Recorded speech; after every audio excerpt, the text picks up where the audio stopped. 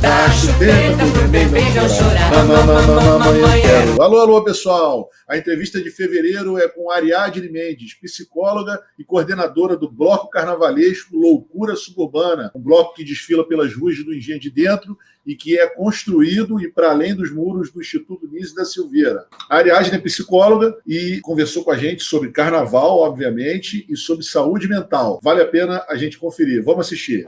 Salve, Ariadne Mendes! Loucura Suburbana! Salve, Heitor! Maravilha! Fevereiro, que é o mês de carnaval, que esse ano a gente não tem, mas a gente não podia deixar de fazer as nossas referências ao carnaval, e nada melhor do que trazer o Loucura Suburbana e você aqui para conversar com a nossa revista, tá?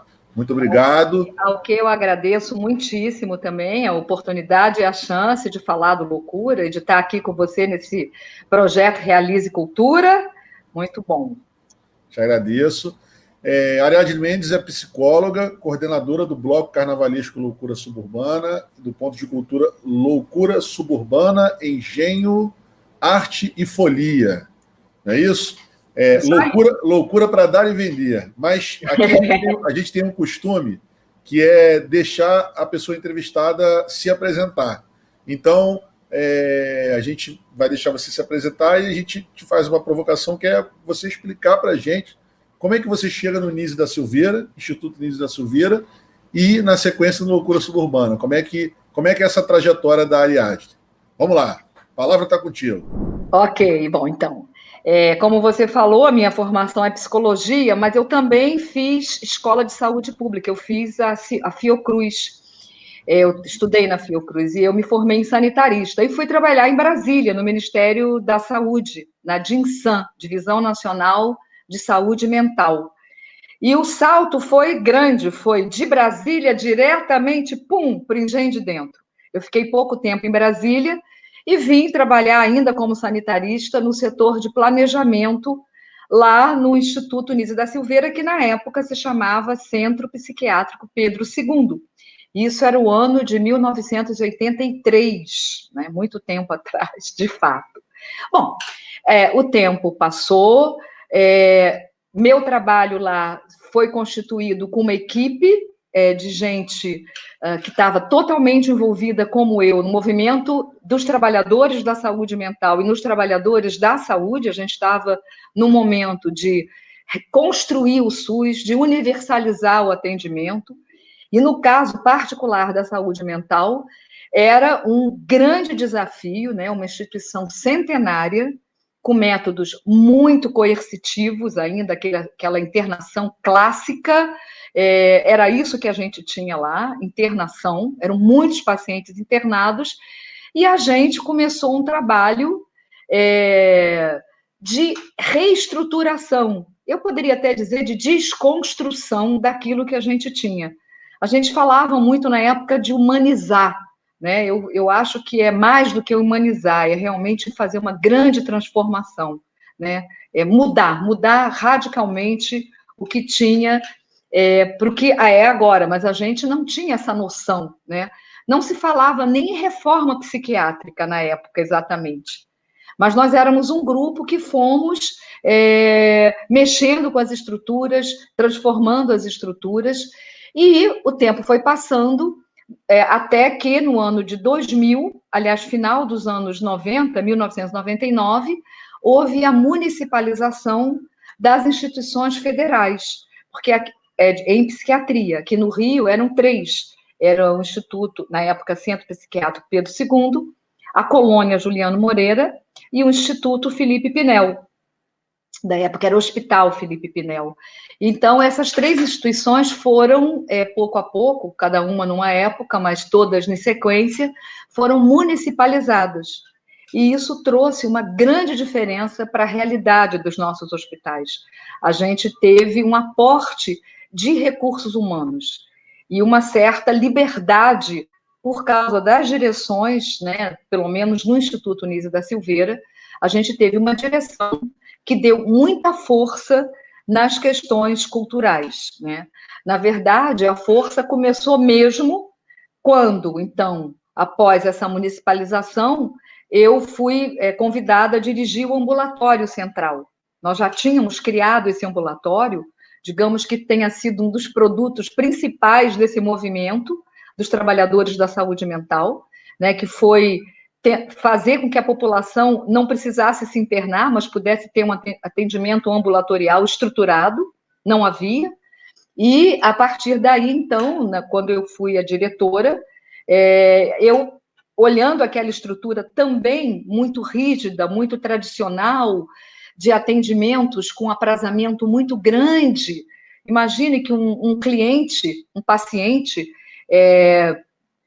que era cliente de consultas psiquiátricas, principalmente, ele era atendido umas 4 vezes ao ano. Isso não era tratamento. Então, eu comecei junto com outras pessoas, a gente não faz nada sozinho, né? Sempre com outras pessoas, a gente começou a mexer também na estrutura do ambulatório e eu criei uma oficina de artes, que o objetivo era ter um espaço para que as pessoas pudessem estar enquanto aguardavam as suas consultas. O início da oficina era esse. E, aos poucos, essa oficina foi ganhando pessoas que vinham com frequência. E grupos foram se formando nessa oficina. E, quando ela fez 1 ano, houve uma grande festa, né, de comemoração. A oficina tinha muitas atividades, de artes plásticas, de movimento corporal também. E os clientes que frequentavam essa oficina, eram basicamente clientes, eles propuseram, após essa festa de comemoração de 1 ano, que foi no fim do ano, uma festa de carnaval, né? Eles queriam, na verdade, fazer um desfile interno dentro da instituição. Isso era uma prática, né, hospitalocêntrica, né, que é o hospício fechado, então tudo acontecia dentro do hospício. Mas, nesse momento, várias iniciativas estavam acontecendo, estava sendo criado o programa de moradias, que era justamente para desinstitucionalizar pacientes que tinham longa permanência. Era uma ideia de trazer os pacientes para morarem em residências terapêuticas, mas isso foi, assim, o início desse processo. Estava sendo criado o programa de moradias. Nós tínhamos um centro comunitário que já estava avançando na direção de fazer atividades nas ruas do Engenho de Dentro, que é onde se situa o Instituto Municipal Nício da Silveira.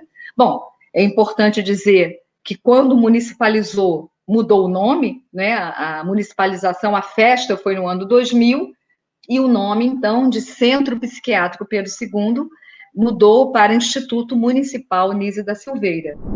Isso foi em 2000, mais ou menos? 2000 foi o ano... A municipalização, assim, o decreto, digamos, foi no final dos anos 90, 99. Uhum. No final de 99. Mas a festa, que a gente fez uma grande festa, sempre com música, ainda não tinha o bloco. Foi no ano 2000. E em 2001, então, foi quando os pacientes do ambulatório têm essa ideia, e como já tinha, eu estava descrevendo um movimento que já havia na instituição, né? Já era um desejo de não fazer mais as coisas todas acontecerem dentro da instituição. Havia algumas iniciativas. Esse centro comunitário, que tinha sido criado em meados da década de 90, já trazia pessoas de fora para dentro dessa estrutura, que se chamava centro comunitário, e da qual participavam pessoas que se tratavam no Nício da Silveira. Então, já era uma articulação entre o dentro e o fora, mas ainda acontecendo dentro. E, então, quando vem essa ideia de vamos fazer um desfile interno, bom, cada um que participava naquele momento teve uma inspiração, né? A minha foi a inspiração da minha infância de subúrbio.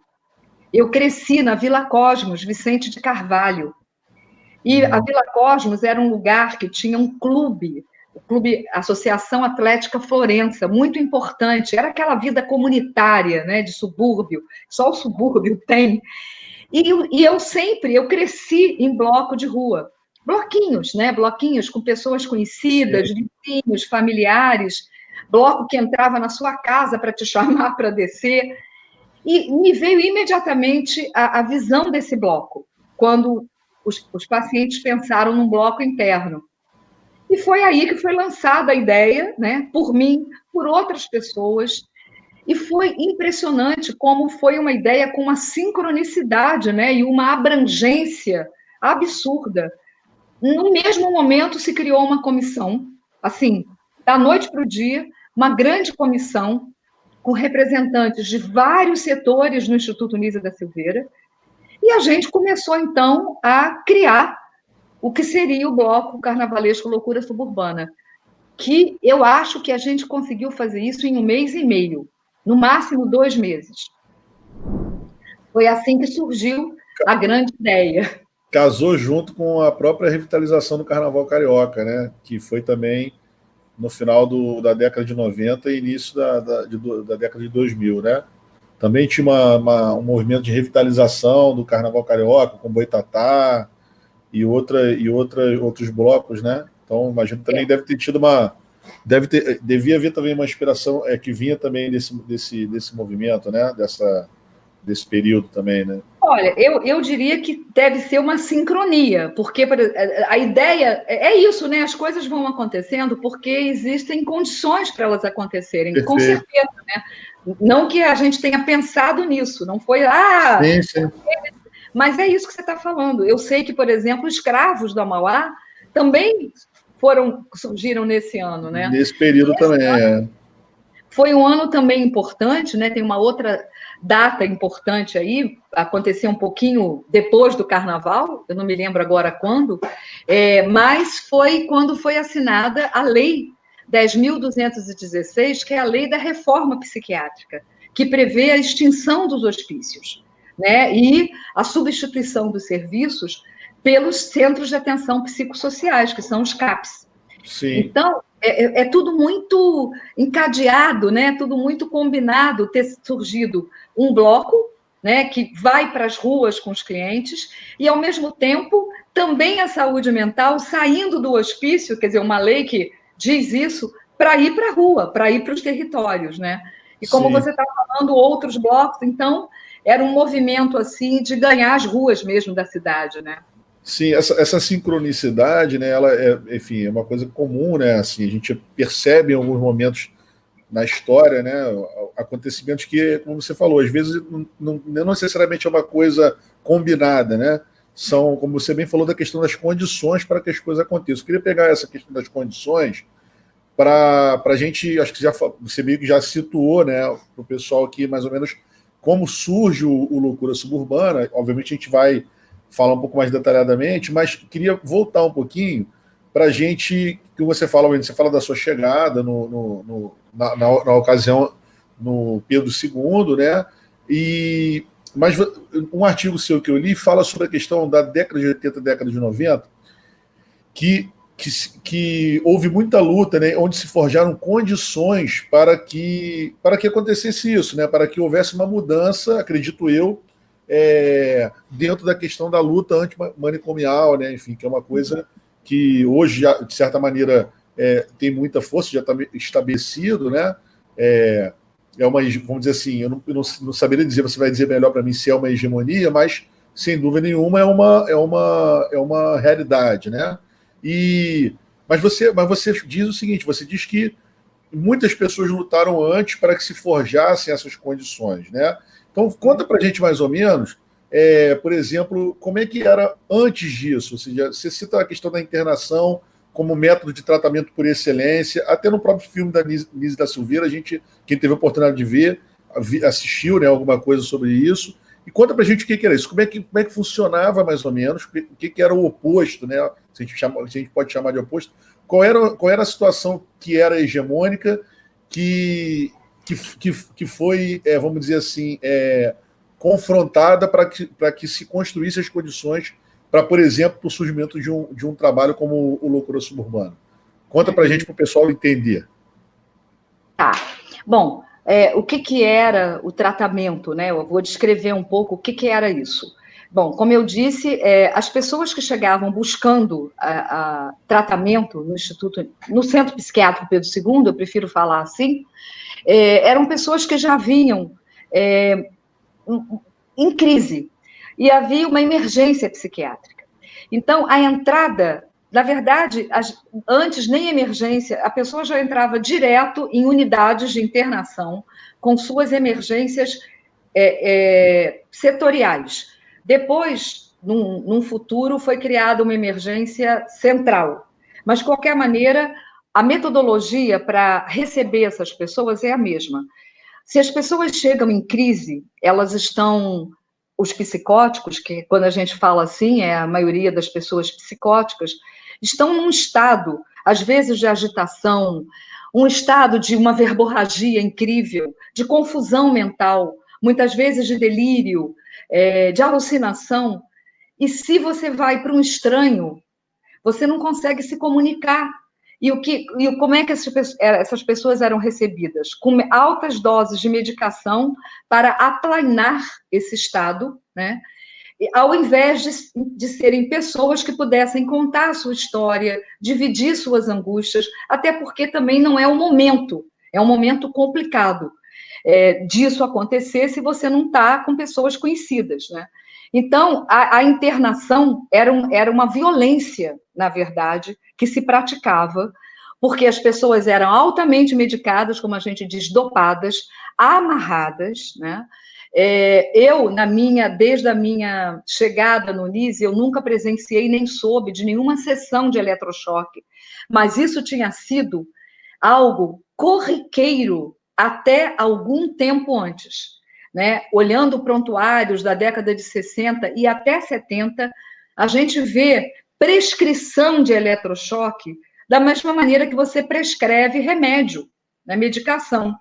Então, era essa violência que configurava o tratamento. E aí a pessoa saía desse estado, ia para uma enfermaria fechada, você tinha horários para descer, essas enfermarias, você não tinha armário, você não tinha um lugar para guardar suas coisas, então, você não tem história, né? Os pacientes não tinham possibilidade de ter história, às vezes nem nome, quantas pessoas vinham das ruas mesmo e não tinha nome. Então, esse tipo de tratamento era um tratamento violento, né? E isso, na década de 90, quando eu vim na década de 80, desculpe, na década de 80, quando eu vim, eu também não assistia a isso, mas eu já soube que até a violência física mesmo já fez parte de tratamento para pessoas muito agitadas, né? Então, eu estou configurando assim de uma maneira mais drástica, usando os exemplos mais, digamos assim, fortes, porque era isso, realmente isso existia. E eu cheguei lá com 33 anos, e muitas pessoas como eu, simplesmente nós nos chocamos com isso. Absolutamente não era o que a gente desejava. E o que a gente começa, primeiro que tudo, é tentar oferecer às pessoas uma oportunidade de não se internar. Então, o primeiro movimento que nós fizemos na instituição foi de ambulatorizar esse tratamento. Então, foi criado o ambulatório e, claro, também de planejar a instituição com prioridades, né? Também as questões de aspecto físico, porque todas as condições eram muito ruins, né? Bom, basicamente foi isso. Também havia, quando eu cheguei, ainda unidades que internavam pessoas que tinham emprego e carteira assinada, então eram enfermarias melhores do que aquelas pessoas que não tinham emprego, que ainda eram chamados, olha que coisa, de indigentes. Então, o trabalho que a gente teve foi um trabalho até disso virar lei, foi a universalização do atendimento.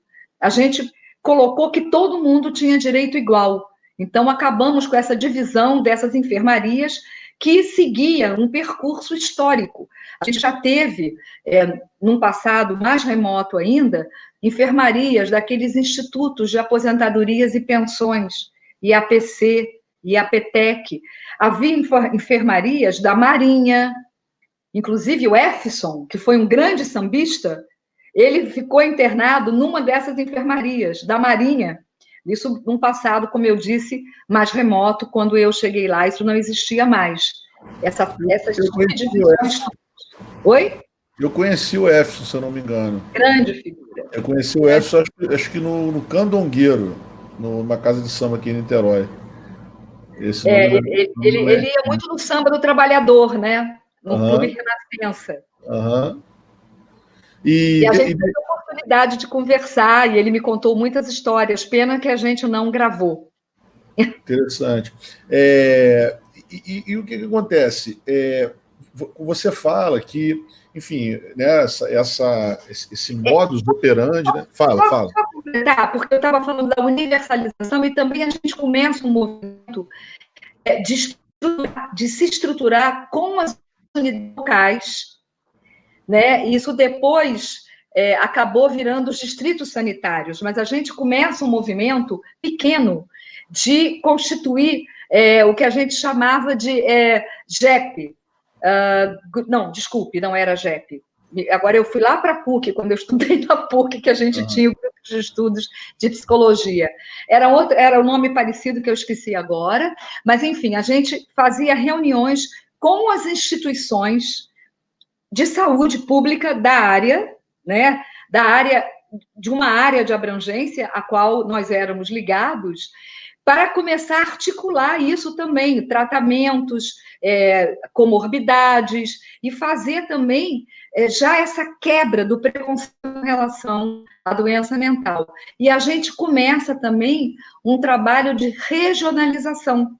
Então, porque o Instituto atendia o Rio de Janeiro inteiro, todos os institutos, né? E a gente começa, então, a tentar um princípio da territorialização, que hoje em dia funciona, mas que a gente, então, começa a tentar, isso dentro de um movimento geral, né, Heitor? Eu estou falando algo que acontecia no Rio de Janeiro, né? O movimento da saúde, as reuniões, isso é muito forte, né? Não era só em relação à saúde mental, como eu disse, era o movimento dos trabalhadores, então era um movimento mais geral, em que nós, trabalhadores de saúde mental, estávamos inseridos, né? E seguíamos as mesmas orientações. E aí, assim, essas condições, né, no caso, você teria como apontar para a gente essas condições que permitiram, por exemplo, tem alguns conceitos que você colocou que eu acho que são interessantes, que eu acho que o pessoal leigo, né, eu também como sou leigo na área da saúde mental, a gente fica com curiosidade. Uma coisa é a ideia da criação do ambulatório, né? O que é um ambulatório conceitualmente? Quando chega lá, no caso, o paciente, como é que é essa questão? O ambulatório, ele permite o quê? E a outra coisa que você falou em relação à territorialização tem a ver com os CAPS, que chama, né? CAPS, que chama. A territorialização tem a ver com isso.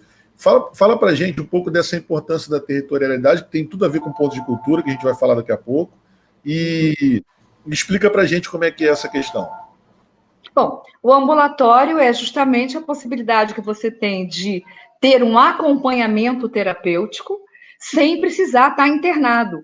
E, de certa forma, funciona tanto na base curativa, quer dizer, a gente não pode falar em cura na questão da saúde mental, mas eu estou usando um conceito que já é um conceito de você já estar doente e de estar indo se tratar, como também com aspecto na prevenção. Porque se você está se submetendo, está sendo acompanhado com um tratamento onde você pode se expressar, onde você pode falar da sua história, reelaborar, quer dizer, as consultas ambulatoriais, as pessoas vão para casa, então você não desfaz seus vínculos familiares, você não desfaz seus vínculos com o seu local de moradia, que tudo isso é o que a internação fazia. A internação acaba com esses vínculos. Ela destrói os vínculos familiares e também os seus vínculos com o lugar que você mora. Você passa a ser uma pessoa, inclusive, cujos os moradores têm preconceito contra você, né? Você passa a ser uma pessoa que vai a uma consulta onde você volta para sua casa, para o seu território, para a sua família, para os seus vizinhos, para o seu trabalho. Você também não precisa parar de trabalhar, se você tem um acompanhamento. Bom, e na questão dos CAPs, isso vai mais além, porque os CAPs são hospitais-dia. Então, logo após essa ambulatorização que eu falei, começaram a ser criados no Rio de Janeiro os primeiros CAPs. Né? Aliás, nós temos uma história dentro do Nísio da Silveira de um setor chamado Espaço Aberto ao Tempo, EAT, que foi, na verdade, o primeiro CAPS do Rio de Janeiro sem ter esse nome. Por quê? Ele foi uma estrutura criada por um psiquiatra, artista plástico, chamado Lula Vanderlei, que, junto com outras pessoas, fizeram um trabalho. Enquanto a gente criava um ambulatório, muitas coisas paralelas iam acontecendo. Lula, no momento, inclusive, em que nós tivemos uma intervenção ideológica de direita, Lula conseguiu abrir uma enfermaria quase à força. Ele acaba com uma enfermaria e cria um local onde as pessoas podem se tratar, indo para casa, voltando, mas também com muitas atividades de criação, né? E também as pessoas podem passar o dia.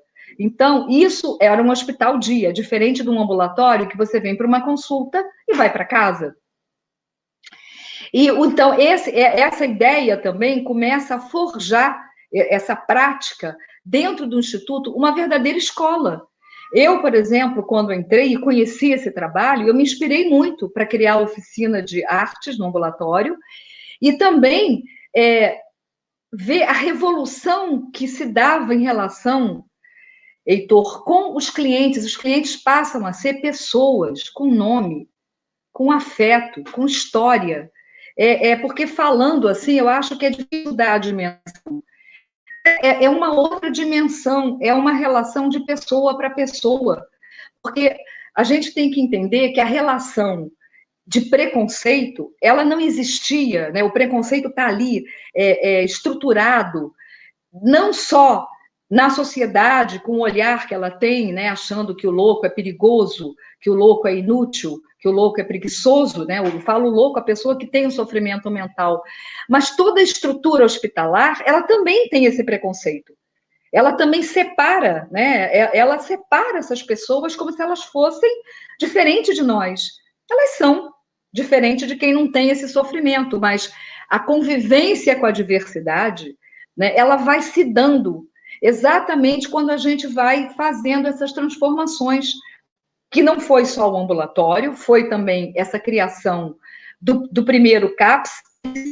Por quê?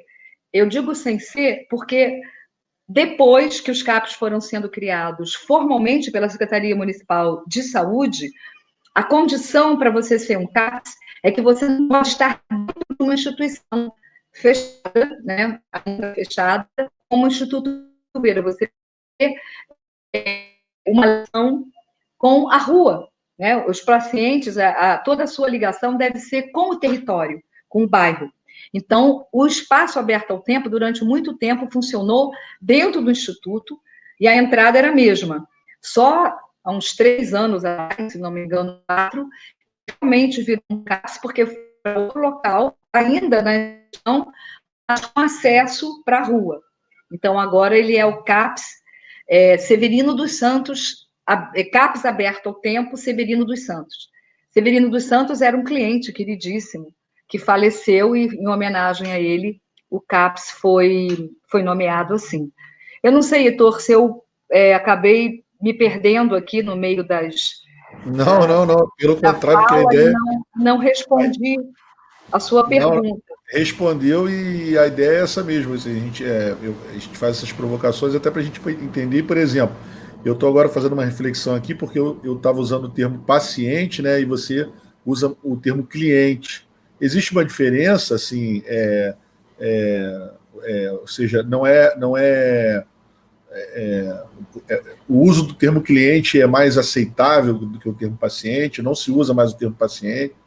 É bom para a gente poder se educar também, assim, o pessoal vai vendo, a gente vai se dar, porque o entrevistador também tem que se educar, para fazer o dever de casa dele. Explica para a gente essa questão do paciente e do cliente. Eu diria que nós estamos em construção disso ainda. Eu acho que a gente, o Loucura, né, trabalha muito na direção da quebra do preconceito, tem conseguido isso, acho que mais adiante aqui a gente pode falar um pouco mais disso, mas essa ainda é uma questão, né, da sociedade e até nossa. Como eu estava dizendo, o preconceito, ele acontece se a gente bobear nisso, até como você chama o outro. Por que eu e você não somos pacientes? Você pode ter um analista, eu tenho. Por que a gente não é paciente ou cliente de nada? Eu sou Ariadne, né, psicóloga, e essas pessoas acabam sendo chamadas da condição do seu tratamento, né, de um tratamento, né? E isso é um estigma, né? Isso é um rótulo horrível e que as pessoas não conseguem se livrar dele. Bom, objetivamente, eu uso cliente, nós temos usado muito a expressão usuários dos serviços de saúde mental para designar essas pessoas. E, curiosamente, eu vi uma pessoa agora, nós fizemos uma live semana passada sobre o encontro dos blocos da saúde mental. Foi a primeira vez que a gente fez isso até, o Loucura que propôs. E uma das pessoas, que é de um bloco, é uma compositora maravilhosa, cantora maravilhosa, ela se apresentou como beneficiária dos serviços, ou beneficiada dos serviços de saúde mental. Mesmo assim, ainda é uma tentativa de caracterizar essa população, que é uma coisa que me incomoda, né? Eu preferia não precisar dizer isso, dizer o nome das pessoas. A pessoa é artista plástica, a pessoa é estudante, a pessoa é, sei lá, qualquer outra profissão, mas não precisar dizer que ela é cliente. Agente ou usuário de saúde mental. Paciente, realmente era uma palavra muito utilizada para a questão da internação, né? Os pacientes. Então, a gente foi evitando usar esses termos para provocar mesmo uma transformação até na ideia, né? Até na visão mesmo que a gente tem dessas pessoas, né? Então, o termo mais usado, pelo menos nos editais, nos projetos que a gente faz, eu uso muito usuários dos serviços, né? Para dizer que há uma população, que é a nossa população-alvo, né? Que ainda precisa de espaços para criação, para inventividade, para conseguir se manter com alegria e saúde, né? Saúde mental. Perfeito. E deixa eu te perguntar uma coisa. A gente está. Essa coisa da nomenclatura, né? Essa coisa da nomenclatura da produção de identidade. A gente estava falando um pouquinho atrás da questão do território. O Loucura Suburbana, né?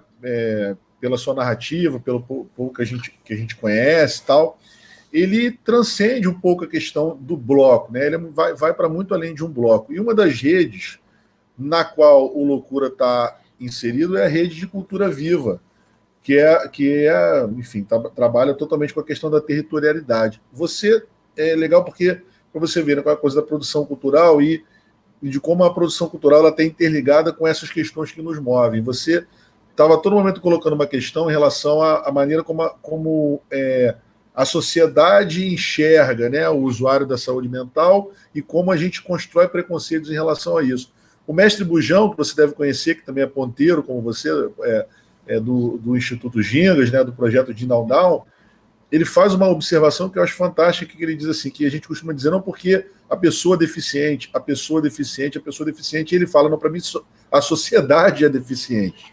Né?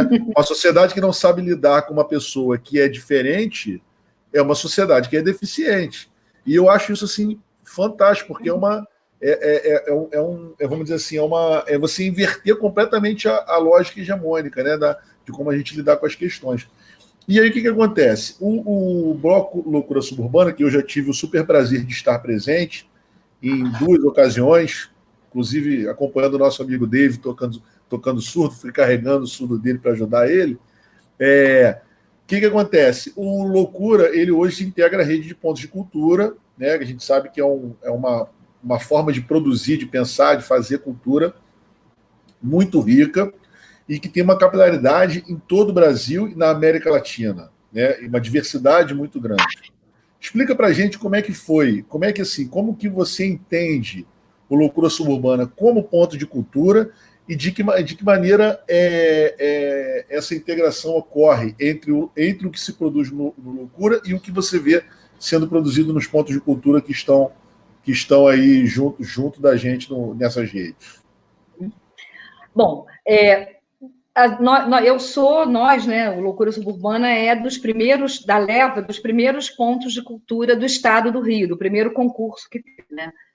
Eu acho que só tiveram 2, né, para o estado, se não me engano. Bom, eu lembro de 2014, se eu não me engano, não sei se teve algum anterior. Nós fomos em 2008, que foi o concurso, e a gente efetivamente, 2009, o contrato, e a gente é ponto de cultura, recebendo recursos, desde 2010, eu acho que foi quando os recursos chegaram. Bom, essa rede para nós, primeiro que é uma rede assim que nos uniu e é uma rede carinhosa, né?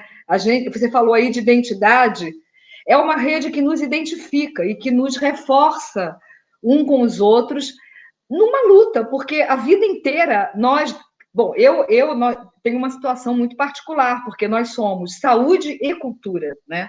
Então, nós temos 2 frentes importantíssimas. E lá no Nise da Silveira, por exemplo, eu acho até que na saúde mental, eu diria do Rio de Janeiro, a Loucura Suburbana é o primeiro, digamos, equipamento cultural, né, da saúde que está totalmente na cultura, né, que teve essa criação mesmo, né, na cultura, porque a gente só se estruturou com as oficinas, de uma maneira, o Loucura Suburbana é o que é, porque a gente é ponto de cultura, senão o bloco seria outra coisa, com certeza. Né? O ponto de cultura deu toda a estrutura para o bloco crescer, se estruturar da maneira que ele é hoje em dia. E essa rede foi fundamental para que a gente mantivesse não só trocas, né, de ver o que um está fazendo, o que o outro está fazendo, mas também se aliar o tempo todo, em toda a construção da política, da lei. O Fórum de Pontos de Cultura se reunia mensalmente, né, nós tínhamos as teias. Esse movimento, de um tempo para cá, por razões óbvias, conforme os governos foram mudando, né? Se não me engano, desde que houve o impeachment da presidente Dilma, o Ministério da Cultura começou a passar por mudanças e mudanças e mudanças, até se acabar, se desestruturar, e com isso, todo esse trabalho foi se perdendo. O trabalho do Ministério, e nós também, enquanto rede, houve um momento em que a gente também não mais se reunia da forma que também não tinha como intervir nessa estrutura tão, eu não sei nem a palavra que a gente vai dizer, tão avessa, tão contrária a todos os interesses nossos, né, da cultura do Rio, desse país. A cultura autêntica, né? Bom, a rede, hoje em dia, a rede dos pontos de cultura tiveram agora, por exemplo, um papel fundamental por causa dos editais da lei emergencial. Né? Foi uma rede que se ajudou imensamente, imensamente. Né? Assim, sem ela, muitos não teríamos conseguido esses recursos, conseguir lidar com as questões da Secretaria Estadual de Cultura, que, infelizmente, também foi um processo muito complicado, muito cheio de idas e vindas. Mas, assim, Heitor, eu queria te dizer que essa não é a única rede que da qual a Loucura Suburbana faz parte. O nosso trabalho tanto na saúde quanto na cultura, totalmente em rede. Né? Nós trabalhamos em rede desde sempre. O Bloco Loucura Suburbana foi criado já com uma rede. A gente, de cara, já quando o bloco foi pensado, essa ideia que eu falei, que se formou uma comissão, dessa comissão já participou gente lá da Colônia Juliano Moreira, já participou gente de um CAPS do Estado do Rio, que já tinha um CAPS no Estado do Rio, e muitas pessoas, já gente da comunidade, né, da Camarista Meyer, porque havia uma associação de moradores da Camarista Meyer, que fazia parte do centro comunitário. Então, também já participou. Então, a gente já constituiu rede logo para criar o Loucura Suburbana. E isso tem sido uma característica, e eu vou dizer que sem isso a gente não existiria, né? O tempo inteiro a gente está em rede, tanto com setores internos do Instituto, com o Museu de Imagens do Inconsciente. Aliás, a gente não falou dele aqui, né, Heitor? E eu não posso deixar de dizer que todo esse movimento dos trabalhadores de saúde mental, não tivemos, assim, digamos, a influência direta nesse trabalho da doutora Anísia da Silveira, que criou o museu e que mantinha o museu. Mas a inspiração de um olhar diferente, né, de oferecer espaços de criatividade, essa humanidade de conhecer, de ter as pessoas existindo como pessoas, foi um legado de Anísia da Silveira. Então, o tempo todo, isso estava presente, né, na nossa vida, lá do Centro Psiquiátrico Pedro II. Então, eu tenho que fazer justiça para dizer que é impossível não falar de Anísia da Silveira em qualquer trabalho que exista hoje em dia no Instituto Anísia da Silveira, que, aliás, leva o nome dela, né, em sua homenagem. Mas é isso, quer dizer, a Rede dos Pontos de Cultura teve esse papel de sustentar e de trabalhar para a própria lei Cultura Viva, né? O tempo todo, os pontos do Brasil inteiro trabalharam nesse sentido. Então, a questão de sustentar, né, essa certeza desse projeto maravilhoso, criado pelo ministro Gilberto Gil, que foram os pontos de cultura, né, que foi algo que deu certo, que capilarizou mesmo e que juntou a gente também, né? As teias, aconteceram algumas teias, né? Eu fui a 2, né? O Loucura Suburbana participou de uma teia. Olha que coisa linda. Essa rede permitiu isso, né? O Loucura foi participar em Natal, né? Fazer uma apresentação em Natal. Foi uma coisa, assim, linda, ver pessoas que jamais tinham sonhado de andar de avião, pessoas que nunca tinham ficado num hotel, né, irem para Natal e se apresentarem. Foi um momento, assim, muito mágico do Loucura, essa apresentação lá em Natal, e que foi isso, porque a gente faz parte dessa rede dos pontos de cultura. Ariadne, eu que tive a oportunidade de ir a 2 desfiles do Loucura Suburbana, realmente assim, botar o bloco na rua mesmo, porque ele vem bonito, né? Vem nas ruas ali do Engenho de Dentro, que eu particularmente, eu amo o subúrbio, né? Eu, por exemplo, em Niterói, moro num bairro que tem um clima de subúrbio, vamos dizer assim. E fica muito bonito o desfile, né? Com aquelas cores, enfim, ali nas ruazinhas da rua do Engenho de Dentro, realmente é muito bacana. E a gente sabe que dá um trabalho enorme, né, para poder botar o bloco na rua. Aliás, qualquer bloco, obviamente, né, qualquer bloco com sua peculiaridade. Obviamente que o Loucura Suburbana, não diferente de outros, também tem suas peculiaridades, mas o trabalho é muito grande. E em relação à questão do trabalho, obviamente, como você bem falou, né, o Cultura Viva, né, é uma rede, enfim, de fazedores de cultura que esteve durante um período, né, assim, durante a gestão do Gil. Como acho que você colocou muito bem, você pontuou muito bem né, a linha de corte, que foi o impeachment da presidenta Dilma. Os pontos de cultura, de certa maneira, perderam algum apoio, né? Mas é uma rede tão integrada que a luta é grande, né? Tá sempre, até eu acho que me arrisco a dizer que os pontos de cultura no Rio de Janeiro, especificamente lá em Aldir Blanc, foram fundamentais até para ajudar o governo do estado a executar o próprio edital, entendeu? Porque, sim. Né, assim, no sentido de participação, de organização e tal. Agora, isso tudo está muito relacionado à questão do trabalho, né? E aí são 2 questões. Uma, óbvio, na cultura, a gente sabe que a questão do trabalho sempre é muito instável, né? Especificamente no campo da cultura como um todo. E eu não estou falando do mainstream, porque eu acho que o Cultura Viva tem a ver com isso. Cultura Viva é a cultura da potência, não da ausência. Então, não é o mainstream, não é o business. A gente está falando de um tipo de cultura que tem lá na esquina, lá no boteco da esquina do bairro tal, o bloco de carnavalesco tal, o centro espírita tal. Então, assim, é uma diversidade muito grande, né? Então, assim, mas a questão, mas assim, é óbvio, é necessário para que se potencialize isso, dinheiro, trabalho, para poder fazer o trabalho acontecer. E a questão da sustentabilidade, para botar o bloco daqui, né, do tamanho como ele obviamente é uma questão que preocupa todo mundo que faz cultura. Como é que é essa questão da sustentabilidade? Eu vou fazer duas perguntas em uma, na verdade. Como é que é a questão da sustentabilidade? Primeiro, para os colaboradores, né? Ou seja, para as pessoas que trabalham.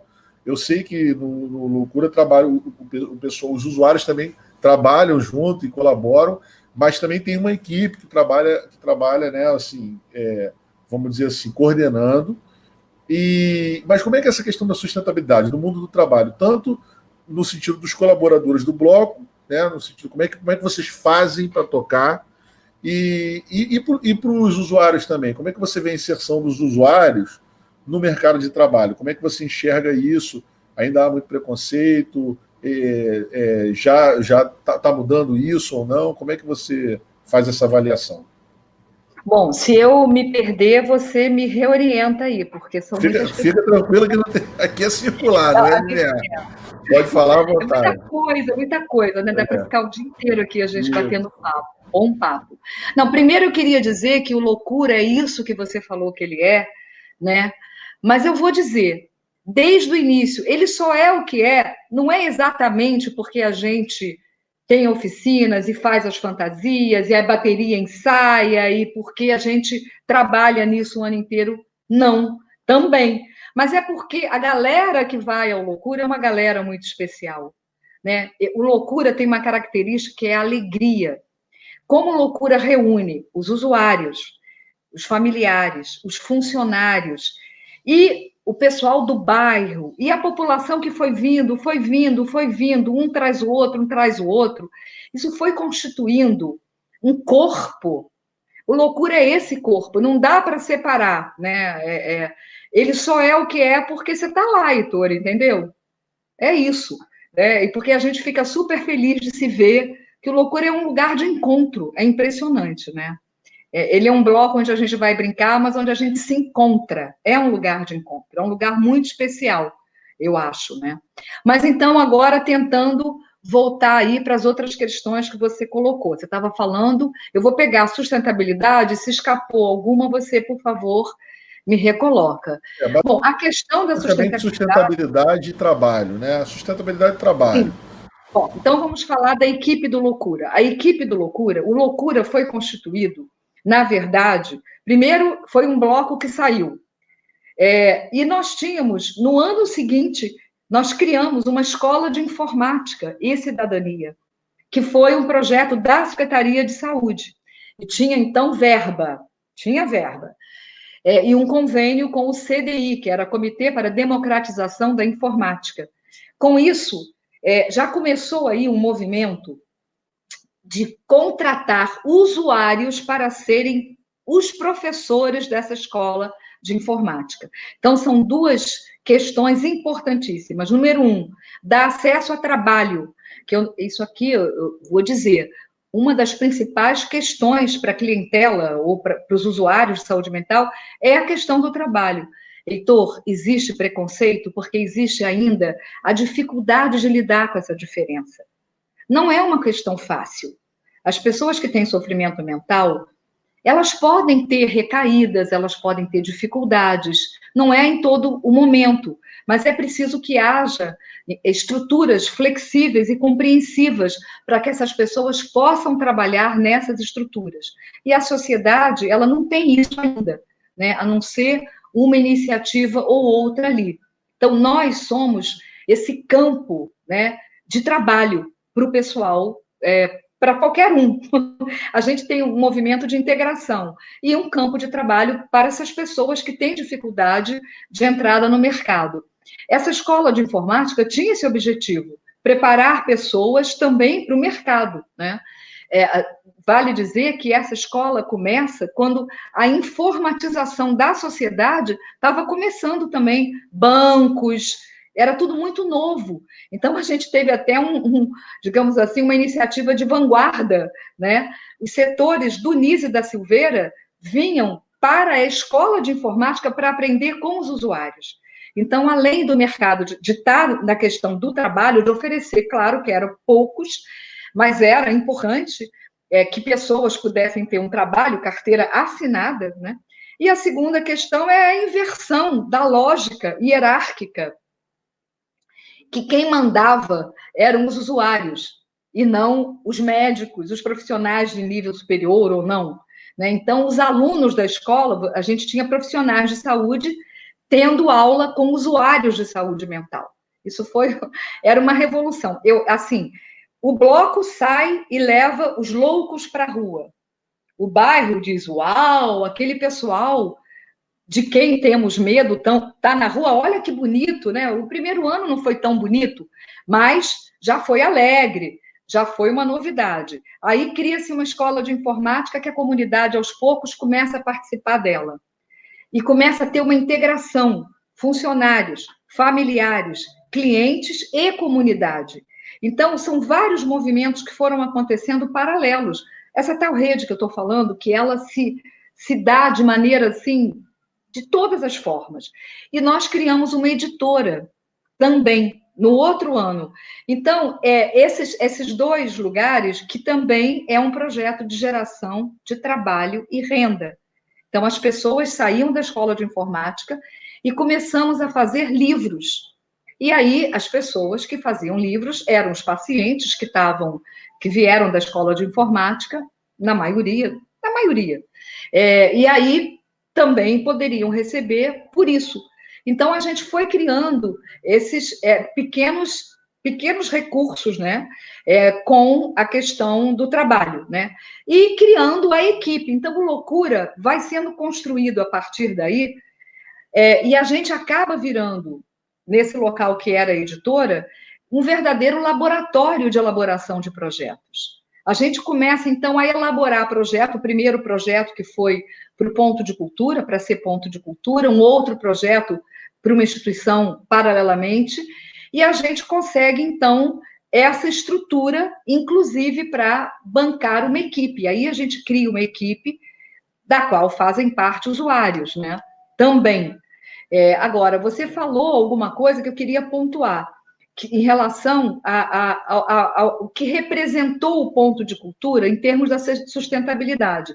Foi fundamental para o deslanche dessa estrutura, mas a gente tem que pensar que o ponto de cultura são 3 anos, né? Então, depois disso, veio aí, Heitor, eu achei que eu ia infartar, porque a gente conseguiu alguns projetos paralelos no primeiro ano, no segundo ano, daqui a pouco, cadê dinheiro?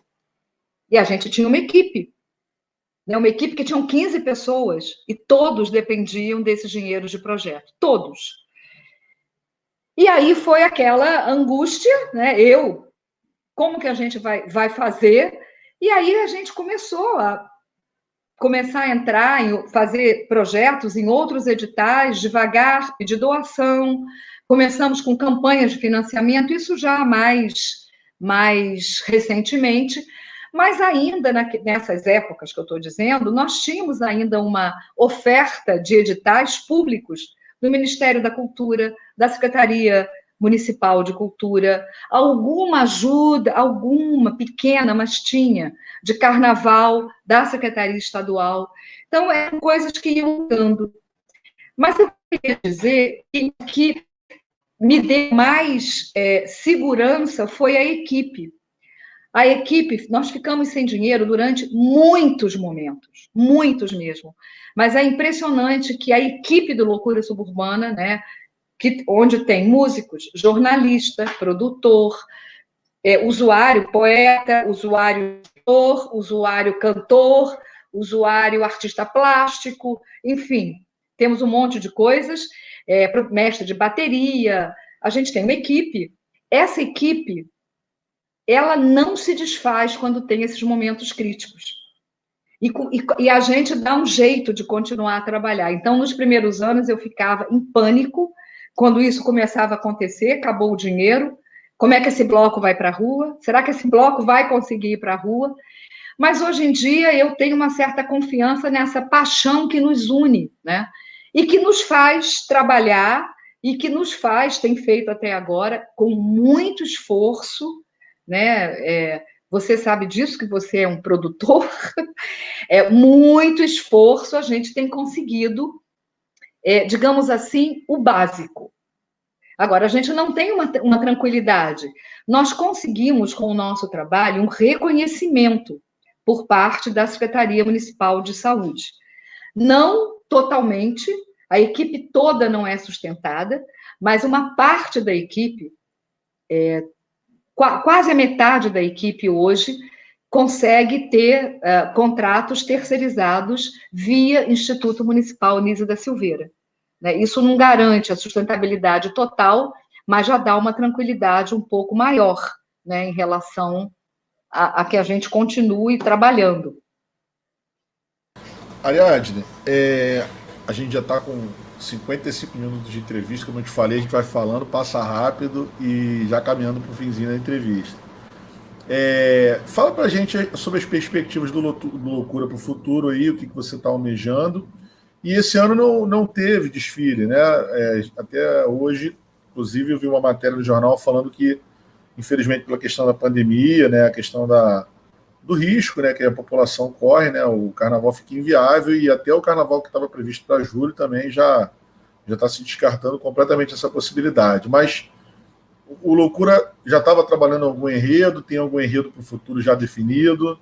E fala para a gente, para fechar, quais são as perspectivas aí do Loucura aí para o futuro, e se já tem algum enredo, se você já pode falar, não sei se pode, se já tiver, você fala, não tem, mas não posso contar, só para a gente fechar a nossa entrevista. Olha, na verdade, o Loucura nunca consegue ter um enredo.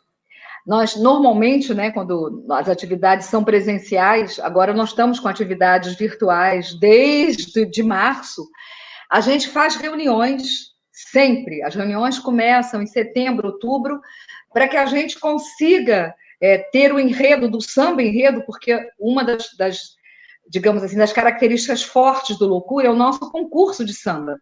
Né? Nós temos normalmente 20 sambas inscritos para um ganhar, e porque a gente realmente canta os sambas, né? Nós cantamos nosso samba ao longo do desfile, o samba campeão do ano, e na volta, que a gente dá uma volta na Praça Rio Grande do Norte, o retorno do bloco até o local de partida, que é o Instituto Anísio da Silveira, a gente faz um pupurri de vários sambas campeões, né? Dos sambas mais emblemáticos, mais gostosos. Essa praça pega fogo, hein? Só para o pessoal saber, fazer propaganda aqui, que pega fogo quando mesmo. O bloco chega na praça, a praça pega fogo. E a volta também é muito gostosa, porque a gente vai lembrando de vários sambas, né? A gente nunca consegue ter tema. Nós falamos, e sempre é a questão da liberdade, a questão de se aceitar, a questão de defender a saúde mental, ser o que aceitar a diversidade. Já houve, no início do bloco, era Anísio da Silveira o tema. A gente não falava, não, vinha. Nós temos essa característica, o Loucura deixa a coisa acontecer. Então, o tema, as ideias vão saindo, mesmo nas composições que aparecem, de dentro das pessoas. Eu acho isso legal, porque quando você tem um tema, você amarra, você obriga a pessoa a estudar aquilo, a pensar sobre aquilo. É legal também, já teve. Em alguns anos a gente conseguiu, né, fazer isso. Mas é muito legal também ver as pessoas darem conta do que está acontecendo. Porque quando as pessoas falam, é como elas estão vendo Loucura, como elas estão vendo a saúde mental, o carnaval, a cidade, a política, tudo. E isso brota nos temas, né? Nos sambas, quero dizer. Esse ano a gente está igual. Até porque a gente já sabia, a gente já intuía, né? Deduzia, aliás, melhor dizendo, que não ia ter desfile em julho. Só quando tiver vacina para todos, é o nosso lema. Vacina para todos ou não tem carnaval. Mas a gente vai fazer algumas coisas, né? Nós estamos agora no mês de janeiro fazendo várias lives. Já teve o encontro dos blocos da saúde mental. Terça-feira agora, eu não sei se essa emissão vai ter saído depois, não sei, mas de qualquer maneira fica aqui o registro, que a gente vai fazer uma live da primeira roda de samba que o Loucura Suburbana fez, que foi em 2005, ainda dentro do hospital, com Walter Alfaiate, o pessoal dos Escravos da Mauá, que era uma galerinha jovem, e também do Eu Sou Eu, gente, aquele bloco de Jacarepaguá, Jacaré é um bicho d'água. Eu sou eu, jacaré é um bicho d'água. Então, a gente vai relembrar essa roda de samba agora. Depois, nós vamos fazer 2 lives com os compositores do Loucura. Essa segunda live dos compositores, a gente está incentivando a galera a vir com samba novo. Não temos tema. O que eu vejo da minha tela? Isso foi uma frase que o Abel, nosso músico, sugeriu. Eu estou vendo o quê? Dessa tela eu vejo o quê? Porque a gente hoje em dia vive em tela, né? Mesmo os clientes, os usuários de saúde mental estão indo aos serviços, mas numa frequência muito menor, né? E só quando tem muita necessidade, estão indo aos CAPs. E é isso, a gente não tem tema, mas esperamos que ele surja, né, desses sambas que as pessoas vão compor. E eu acho que vai ser uma curiosidade, né? Como é que elas vão equacionar aí a questão da pandemia, de não ter desfile, loucura suburbana, o que é o carnaval, porque a gente está dizendo o seguinte, vamos brincar de qualquer forma, virtualmente, vamos tentar, né, o que a gente está fazendo. E nós vamos fazer a live do desfile, no dia que o Loucura sairia, que vai ser no dia 11 de fevereiro, né? E a gente vai lançar nesse dia, por incrível que pareça, o filme do desfile de 2020, que até hoje a gente não lançou. Então, vai ter desfile, filme do desfile e uma live em que a gente aceita qualquer loucura, criatividade, tragam música, o que quer que seja para a gente brincar o carnaval. Vou tirar minha fantasia do armário, já vou separar já, então. Performance, tudo isso. Muito obrigado pela sua disponibilidade, pela sua atenção, pela conversa. Tenho certeza que foi muito esclarecedor, né? Vários pontos aqui, o pessoal que é leigo na questão da saúde mental. E também assim, aquece nossos corações nesse mês de fevereiro, porque a gente não tem o carnaval tradicional, mas a gente vai fazer muita farra na tela e carnaval dentro de casa, para a gente poder passar aí essa fase e vencer essa pandemia e, com certeza, no futuro, voltar a nos abraçar aí e cantar juntos, presencialmente nas ruas do subúrbio, aí, junto com Loucura. Tá bom? Te agradeço. A entrevista, ela, só para você saber, né, enfim, estou falando aqui, mas está passando, estou falando porque está passando agora, na verdade. Toda primeira segunda-feira do mês, tá bom? Que é um dia de carnaval. Nosso desfile. Bom, eu que agradeço, Heitor, a oportunidade de falar essa conversa gostosa com você, porque bom é isso, é quando é uma conversa, e queria só reafirmar que é legal a gente estar em casa, a gente sabe que a gente está fazendo isso e que é o que tem que ser feito, né? A gente precisa disso nesse momento. E enfrentar isso com a maior alegria possível, né? Porque a gente está fazendo o que tem que ser feito mesmo. Não tem outra alternativa. E isso é para a gente construir o nosso futuro melhor aí, né? É isso. Muito obrigada a você. Tá bom? Beijão para todo mundo do Loucura aí. Beijão. Obrigada. Tchau. Valeu.